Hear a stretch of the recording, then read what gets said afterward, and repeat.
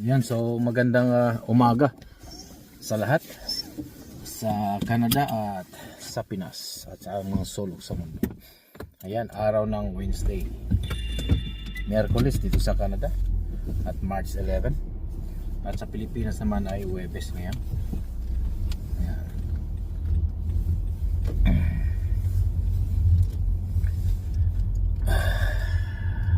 Samahan nyo na naman ako sa aking paglalakbay.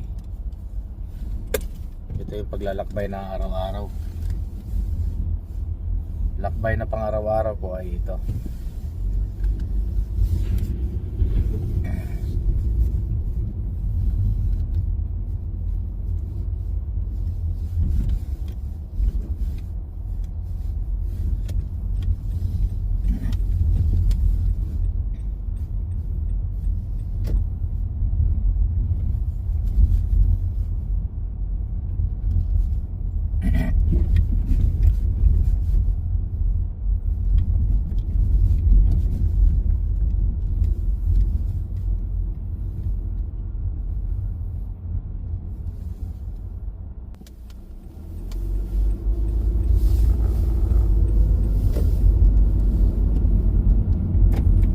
Maaga na naman tayo ngayong araw na to, mga kamarikay natin dyan. At naghahanap pa tayo ng segment for today. At base sa ating napiling segment ay tungkol ito sa napag-usapan at continuation ito doon sa live ni Marietta Go. Ayan, si Sister Ai ay live at nandun din ako. So alam nyo kasi mga kaparikoy, mga kamarikay natin dyan, pag umatin kasi ako ng live, hindi lang ako basta-basta umattend, na-attend lang dahil for support. Although yes, yun talagang number one, for support. Pero naghahanap din ako ng minsan ay mapagkuko ng aral o yung tawag nito, yung content mo. Kasi nga alam nyo, kung ilalaro nyo lang sa isip nyo yung mga lahat ng magiging content nyo, ay siyempre masakit din mag-isip, di ba? Pero kung yung nagsusupport ka, then nanonood ka sa kanilang live, doon na lang minsan pumapasok yung mga iba-ibang mga explanation. Ayan. At saka pagiging creative mo na minsan may isip mo na ito pwede ko palang gawing segment ito. Okay, di ba? Nakuha nyo na? Yan. Hindi lang basta-basta kayo nagsusupport, kundi naiisip nyo na pwede rin pala natin gawin, pwede rin pala nga ito, diba? Para magkakaroon, para kasi parang nakipag-chismisan ka lang sa sa tawag dito sa live stream. Talagang makipag-chismisan ka lang kumbaga yan, palitan kayo ng kaalaman, palitan kayo ng yung inyong thinking na ganito ka, ganyan din yan. So which is maganda. So kaya nabuo natin ang segment ko na rin na ito. Although nagda-drive lang naman tayo, siyempre habang para hindi kayo maboboard, di ba? So kaya napili nating segment ngayon ang pagsisikap. Ayan. Para sa kinabukasan. Pagsisikap para sa kinabukasan. Yan ang magiging segment natin ngayong araw. Bakit? Kasi alam nyo kasi matagal ko nang sinasabi yan, marami sa atin, na yung pag-aaral ay pinakamahalaga sa ating buhay. Ayan. Lalo na kapag kayo dumanas ka ng hirap nung pagkabata mo. Ako, ikukwento ko na lang sa inyo na nung bata ako ay sabi ko, kasi alas 5 pa lang, ito madaling araw, alas 4, alas 3 ay ginigising na ako para mangisda. Ayan. Kasi nasa ginigising lang ako para lang mangisda. Pero tumatak sa isip ko, sabi ko, hindi po pwedeng ganito ang buhay ko na habang buhay na lang ako mangingisda. So nagpursige ako pagka-graduate ko ng high school sa amin. Hindi ko na kinuha yung diploma ko, card ko, lahat. Wala na, iniwan ko. Graduation ngayong araw na to. Ano ka, pumatong ka pa sa stage. Kinabukasan na larga na ako papuntang Maynila. Although yung may nauna na sa amin na nasa Maynila, yung family ko nandun na. So naiwan lang ako sa province. Ako yung pinaka nahuling naiwan dahil tatlo lang kami magkapatid. So nauna yung mga kapatid ko. Hindi na ako patumpik-tumpik pa talagang hindi ko na pinaumaga. Sabik na sabi ko hindi pwedeng ganitong buhay ko, kailangan makaalis na ako dito. Ayan, medyo nakakatuwa pero pag binabalik-balikan ko ay medyo may sentimental value din yung mga nangyayari. Kasi imagine niyo yun, kung doon lang ako at mangingisda lang, magiging blondie pa yung buhok ko. Para kang si Taguro Brothers din. Diba? So tapos ka sa init, although sagana ka sa pangingisda, pero alam mo naman yung kita lang sa pangingisda. Pero pag di ka parang maraming yumaman sa pangingisda lang. Kaso yung pangingisda sa amin ay lang, hindi naman pang malakihan yun, pang maliitan yun. Kailan ka nun susuap nun. Buti sana kung may pera na kayo at pangingisda na yung hanap buhay nyo talaga. Marami akong kabarkada at saka mga pinsan ko dyan yumaman sa pangingisda. Ngayon hawak na nila yung buong palengke. Di ba? Hawak na nila, maraming yumaman dyan sa pangingisda talaga. At mabubuhay ka talaga. Magsisipag ka lang talaga. Pero hindi ganun ka hindi naman yun ang ganyan ng buhay ang gusto ko. Gusto ko kumain lang ng fresh na isda. Wala akong sasabing mangingisda ako.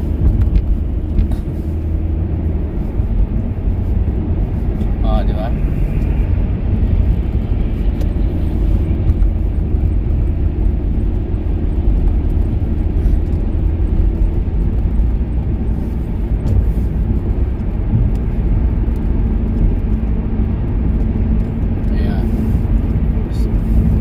Iba yung nangarap ka kaysa yung hinayaan mo na lang na mabaon sa limot ang iyong pangarap.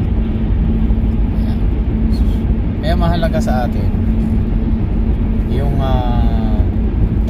kumbaga sa Bisaya ay nangandoy o nangarap, kasi yun ang magbibigay sa'yo ng motivation para gawin mo isang bagay na parang kumbaga mapilitan ka na gawin mo isang bagay para lang makamit mo ang iyong tagumpay.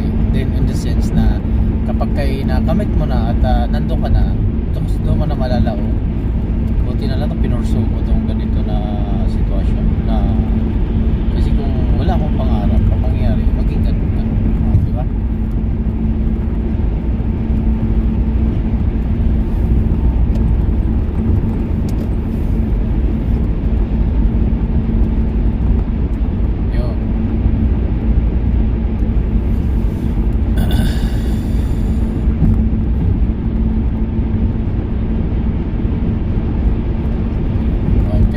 Diba?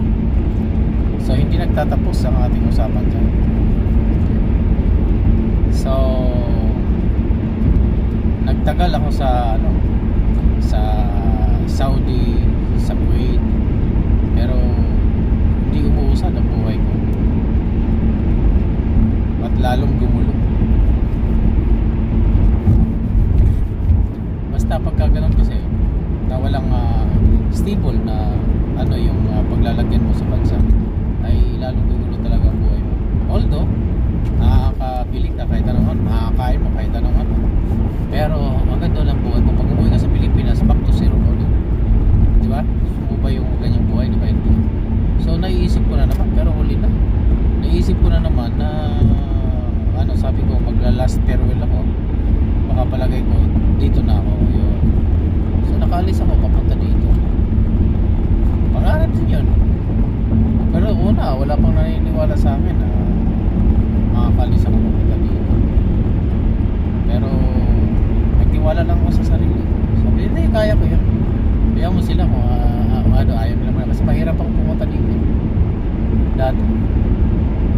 naman ganun kahirap, pero hindi mahirap sa papers, pero mahirap sa lahat ng ano, lahat ng kapirahan. Yan, mabigat. So ganun nga, nagpursige ako, nakapunta din ako dito. Yan. So alam niyo, yung pangarap kasi hindi natatapos yun. Pero mangarap lang kayo, yung tama lang na alam niyo naman ang kaya niyo. Mangarap lang kayo na wala sa ayos, mahirap yun. Walang tamang planning. Dapat plan ahead. Ano ba talagang gusto mo? Ayan. So ngayon, yung panganay ko, ganun din ang sinasabi ko lagi sa kanya. Since na hindi ko naman nagawa yung part, yung tawag nito, yung pagtapos ng degree talaga, ay hindi ko naman natupad yung mga siya na ang hopefully sana tutupad sa mga nakulang.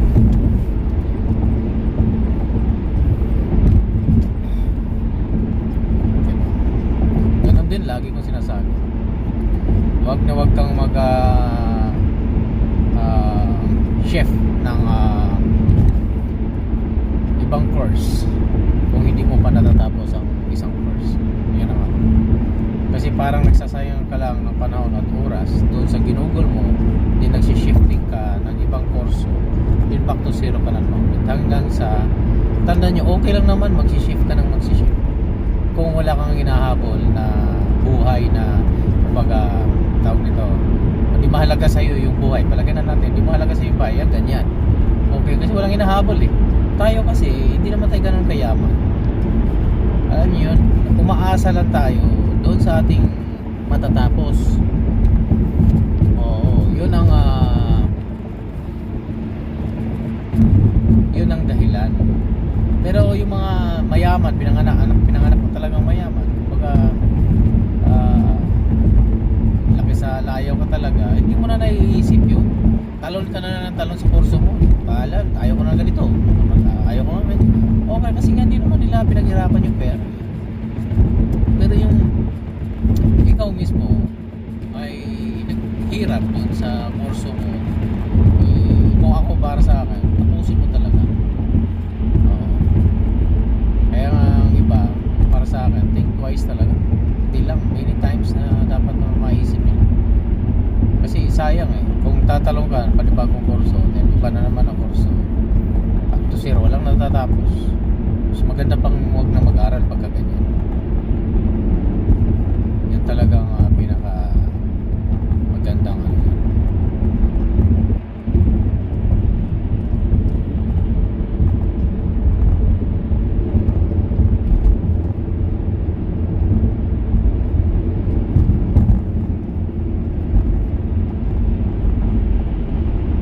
huwag na mag-aral kung pabago-bagong isip.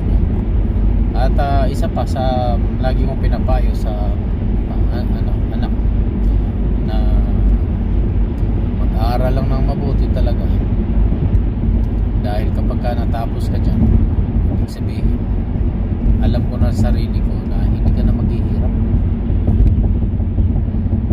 At least nandaman ako, retired na, at least din ako mag-iisip kung anong ipapakain ko sa inyo.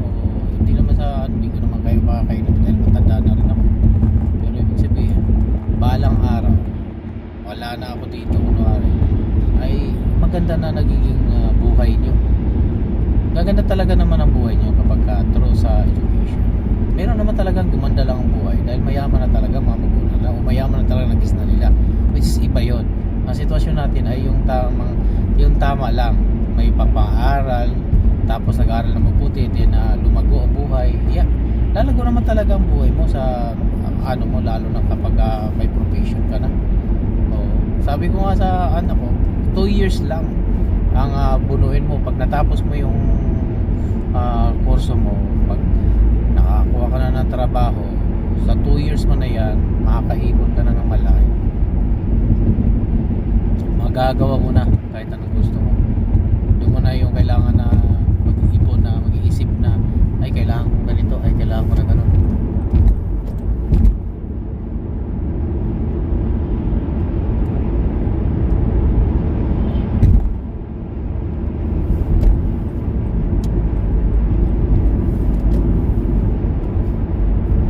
Yan.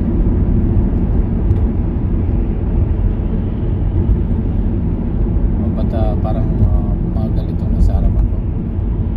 Pwede naman pala siyang maklaber na takbo.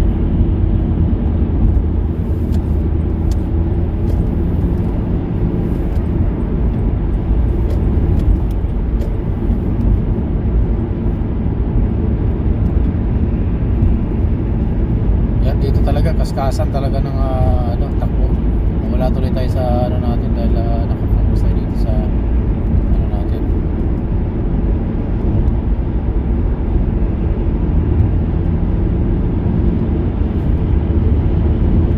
Yan, di ba? So, sandigan mo na talaga eh. Sandigan mo na yung pag-aaral mo.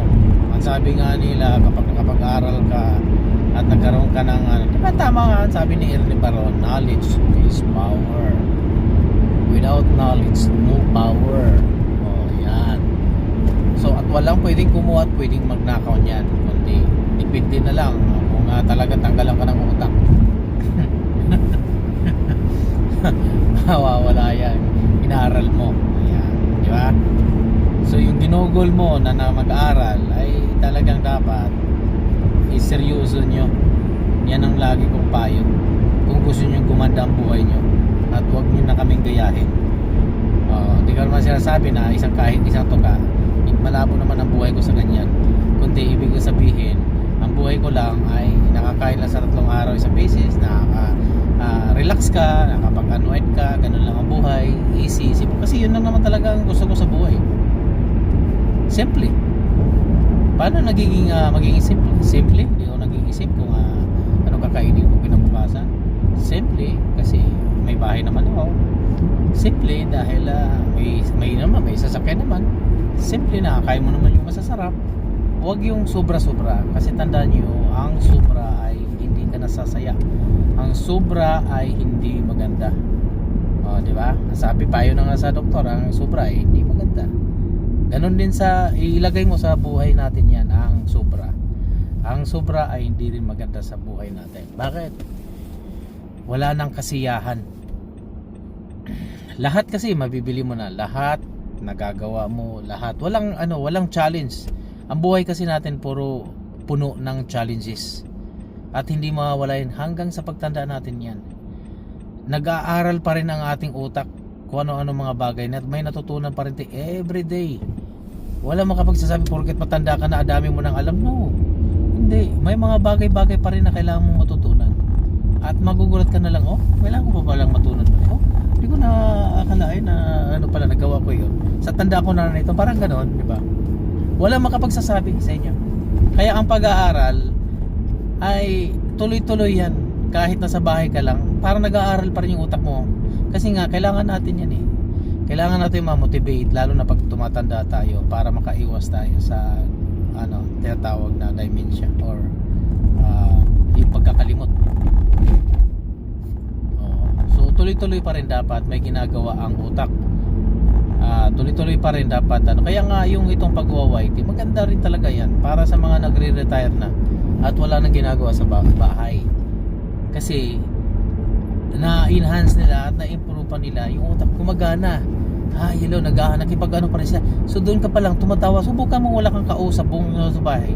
Baka sunod na araw magkakaroon ka na ng marami sakit, cancer, gito ganyan. Kasi nga nagkaroon ka ng depression, nagkaroon ka ng stress, anxiety, lahat na. Nandun na lahat. Kasi wala kang kausap, hindi ka tumatawa masyado, wala ka. Ganun mo yun, alam mo yun. Ganon. Oo, pero pag may interaction yan, kagaya nito, nakipag-collaborate ka sa mga ibang tao, nakipag-interaction ka rin sa ibang So, magkakaroon ng magandang yan, sa sarili o sa sa health mo. Maganda rin yun. Oo. Lalo na yung mga nagre-retire lang o wala na basta yung sinasabi ko walang ginagawa. O di kayo yung stress sa trabaho. Mag-whitey-whitey ka lang dyan, high heel ka. Hindi may kinakabalahan ka. Ako siguro wala akong kinakabalahan siguro. Kain ako ng kain. Ito maganda kasi nakakalimutan ko minsan magkakain-kain kasi nga mahirap din kasi wala naman pag matanda ka na. Para malakas, tinitingnan nyo lang ako malakas kumain pero hindi talaga ganun ka ano. Alam nyo kasi sa paggagawa natin ng ano, minsan kailangan ano natin na yan, masarap ganyan. Meron mga kami iba, may nakwento na iba na tuloy yung kwentuhan natin. Yung kumain kami no, sa isang restaurant. Tapos binidyo ko si Chloe. Ang sabi ko kay Chloe, ano di ba, sabi mo masarap ha, sabi ko yan. Ano yung bata na to eh. Sinabi mo naman, daddy, ang tigas-tigas ng chicken. Ang tigas-tigas daw. Sabi ko nga, sabi mo na masarap. Sabi niya, no, it's matigas. Naka-video ako. Natawa ako eh. Cut na naman. Yung bata talaga. Hindi mo kaya mula noon hindi ko na pag binidyo ko siya nakikita ko tuloy-tuloy yung kain niya. Yan doon ako nagbe-video. Hindi ko na siya tapos saka siya magsasabi. Pero pagka iniwan lang niya yung pagkain niya. Magre-react yan. Pag video mo, ano masasabi mo? Di ba masarap? No! Sabi na totoo yan. Wag mo nang i-video. Ay, nako.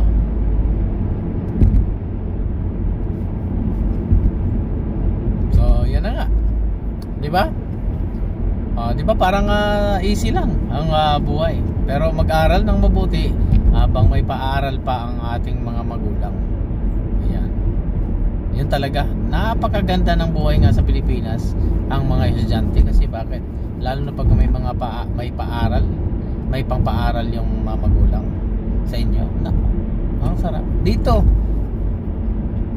parang masarap lang isipin. Pero imagine mo yon ang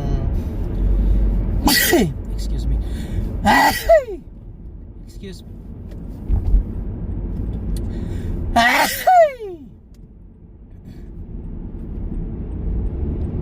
Hay. Ayan. Parang masarap lang dito isipin ang mag-aaral na kasi nga libre.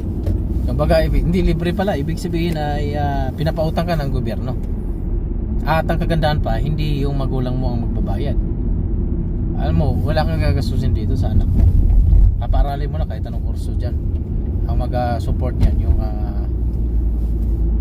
government. Bibigay support. Pero utang na sa estudyante yan. Yung pera na kinuha nila, niloan nila doon sa government.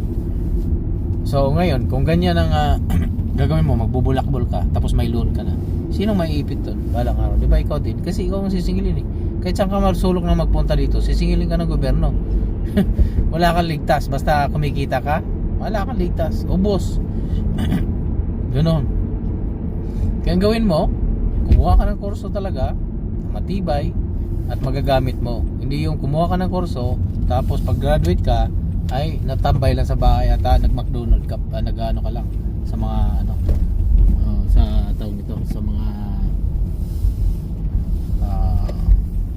umano ka lang sa mga fast food or alam mo yun,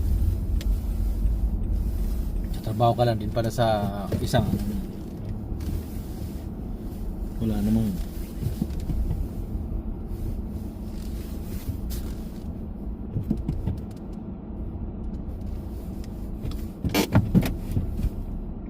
yan.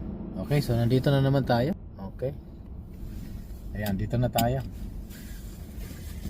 So, ang bilis, di ba? Sana pag-usapan natin. Ayan. Oops. Ilawan natin. Background. Ano tayo ng background? Oh. Apat. Ayan. Ayan. So, yun nga tayo dun sana pag-usapan natin. Maganda talaga na mag-aaral sila mabuti. At ang kagandaan nga dito ay libre ang paaral ng makakalibre ka. Ang mga magulang ay makapag-chill man lang, di ba? Hindi ka sa atin sa Pilipinas, kung talagang may kaya-kaya ka, makapag-aral ka ng mga anak.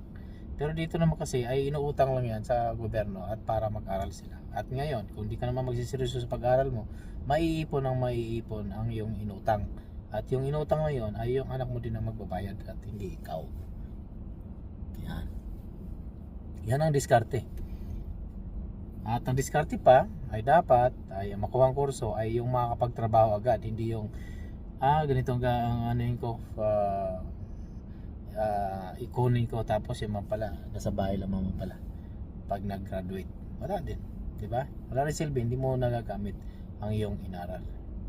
Hindi ganun pinapatulog, para kang yung pera mo ay pinapatulog mo lang sa bangko. Yan. Hindi umuusad, hindi nag-grow. O di parang ikaw din, graduate ka nga, tapos ka nga sa kurso, hindi naman umuusad, di ba? So kailangan good choice talaga, o talagang dapat choice mo ang talagang dapat maganda ang choices mo sa kurso mo na kukunin bago ka man lang mag-start. Checkin mo o tiyakin na ang makuha mong kurso ay ano sa ekonomiya, in demand. So yun, maganda yan. Dahil palagay ko hindi ka na maghihirap pag sakali. Ayan. Yan lang naman ang payo ko sa lahat ng ating mga kabataan, at sana makikinig at magseryoso sila sa buhay, dahil ang buhay natin ay iisa lang at ang buhay ng ating mga magulang ay hindi tumatagal. Ayan. At sila ay patanda na rin, at lalong tayo mga magulang ay tumanda na rin, di ba? So ngayon, paano pa natin may sila kung sakaling matanda na tayo, di ba? Wala na. Kaya nga bago pa lang tayo tumanda, ay dapat na ayos na natin sila kung ano man yung mga dapat natin gawin para sa ganun. Pag iiwan na natin sila, ay mabubuhay na silang mag-isa. Hindi yung pakalat-kalat lang sa daan ng lilimos. Di ba? Napakahirap ng buhay ng ganun. Ayan. So dito na naman nagtatapos ang ating mahalagang kwento. Ganyan lang ka-easy. Di ba? Sa panonood at umattend sa live ay makakapag-create na kayo na kung ano man yung gusto nyong i-segment. Ayan. Hindi lang tayo nanonood, hindi lang tayo sumali, hindi lang tayo nag-support, kundi the same time ay nanonood tayo na may aral at may kabuluhan. Kaya yung kwento natin lagi sa mga hindi pa nakapag-subscribe at saka nagpapamember, at una sa lahat ay bago pala ang lahat ay papasalamat muna ako sa ating mga member. Sila si Kids OFW, naging ka-member ko din. Si Ka Oliver, si Disa. So follow up ko na lang kay Vanji mamaya. Okay. So syempre sa ating mga naka-supporting friends forever, ayan, ating kamaratisan, ayan, yung mga dyan ay maraming salamat. Ayan, kay Sweet, kay Bay John Ray, ayan, maraming salamat. So yan, dito na naman nagtatapos ang ating mahalagang kwentong Buhay Canada. Okay, so kaya dito lang sa Buhay Canada. Bye!